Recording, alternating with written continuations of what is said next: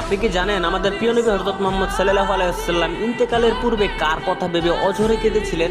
সে কথা জানলে আপনার কলিজা ফেটে যাবে, আপনি আপনার চোখের পানি ধরে রাখতে পারবেন না। সৃষ্টির শ্রেষ্ঠ মানব আজ মৃত্যু সজ্জায়, প্রচন্ড জ্বরে তার শরীর পুড়ে যাচ্ছে, ব্যথায় তিনি বারবার তার কপালে পানির জাপটা দিচ্ছেন আর বলছেন, আহ মৃত্যু যন্ত্রণা কত কঠিন। ঠিক সেই মুহূর্তে দরজায় দাঁড়িয়ে আজরাইল আলাইহিস সালাম প্রবেশের অনুমতি চাইলেন। নবী সাল্লাল্লাহু আলাইহি সাল্লাম আজরাইলকে বললেন, হে আজরাইল, তুমি তোমার কাজ সম্পন্ন করো। রূহ কবজের সেই চরম যন্ত্রণাময় মুহূর্তে নবীজির পবিত্র ঠোঁট দুটি বারবার কাঁপছিল।